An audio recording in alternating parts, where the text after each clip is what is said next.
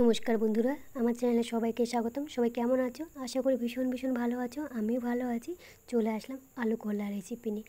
আলু আর করলাগুলো আমি লম্বা মতো করে কেটে নিয়েছি, সাথে পেঁয়াজ, টমেটো, রসুন নিয়ে নিয়েছি। আর লঙ্কা, আদা তো বাটা লাগবে, জিরা, সেগুলো তো পরে দেবো, সেই জন্য দেখাতে পারলাম না। সমস্ত কিছু ধুয়ে রেডি করে নিয়েছি। পেঁয়াজগুলো কুচো করে কেটে নেব। কড়াই গরম হয়েছে, কড়াইতে তেল দিয়ে দিলাম। সাথে ফোড়নের জন্য ব্যবহার করলাম আমি তেজপাতা, জিরা আর একটা শুকনো লঙ্কা। তোমরা চাইলে দুটো শুকনো লঙ্কা দিতে পারো, আমি একটাই দিলাম। তো বন্ধুরা, হালকা তেলের মধ্যে আমি ফোড়নগুলো ভেজে নিয়ে কেটে রাখা করলাটা দিয়ে দিচ্ছি। করলাগুলো হালকা করে 2 থেকে 3 মিনিট ভেজে নেব। 2 থেকে 3 মিনিট আমি ভেজে নিয়েছি। এরপরে আমি দিয়ে দিচ্ছি কেটে রাখা আলু।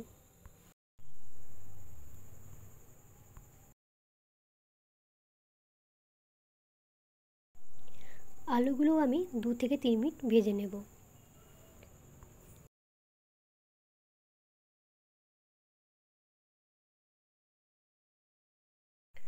এবার আমি দিয়ে দিচ্ছি পেঁয়াজ কুচি, রসুন আর টমেটো। রসুনগুলো আমি গোটাই দিয়েছি, মানে থেতলে দিইনি, এইভাবে করে করছি। আর দিয়ে দিলাম টমেটো। সমস্ত কিছু দিয়ে আমি কিছুক্ষণ জন্য ভেজে নেব। এইভাবে করলা কিন্তু খেতে খুবই ভালো লাগে। তোমরা এইভাবে একবার করে খেও। কিছুক্ষণ ভেজে নিয়ে আমি এতে দিয়ে দেবো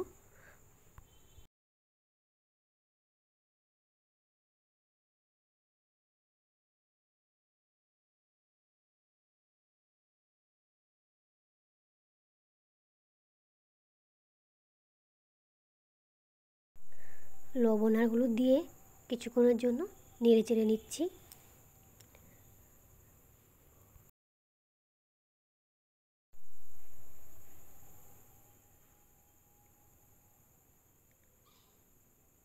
কিছুক্ষণ নেড়ে চেড়ে আমি এবারে দিয়ে দিব লঙ্কা বাটা আর আদা বাটা, সাথে অল্প করে জিরা গুঁড়ো।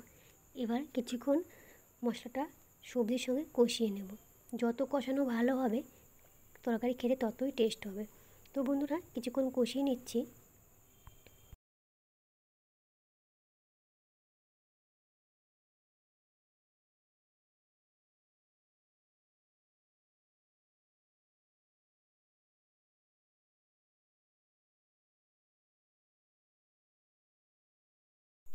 কষানো আমার হয়ে গেছে। এবার কিন্তু আমি জল দিয়ে দেবো। জলটা খুব বেশি দেবো না, অল্প করেই দেবো। দিয়ে আমি 5-7 মিনিট ঢাকা চাপা দিয়ে দেবো। এবার ঢাকা খুলে দেখব সবজিগুলো সেদ্ধ হয়েছে কিনা, মানে আলু করলা সেদ্ধ হয়েছে কিনা।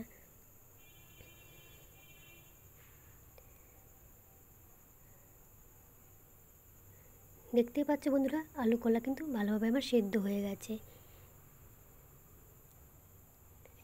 এবার একটু টকবক করে ফুটিয়ে নেব।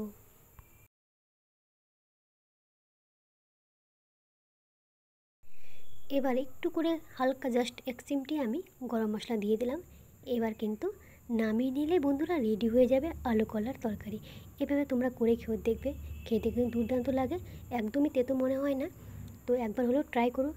নামিয়ে নিয়েছি বন্ধুরা, দেখো কত সুন্দর লাগছে দেখতে, খেতেও কিন্তু হেভি হয়েছিল। ভিডিওটি বন্ধুরা ভালো লেগে থাকলে তাহলে একটা লাইক এবং কমেন্ট, চ্যানেলটি সাবস্ক্রাইব করে পাশে থেকো। টাটা।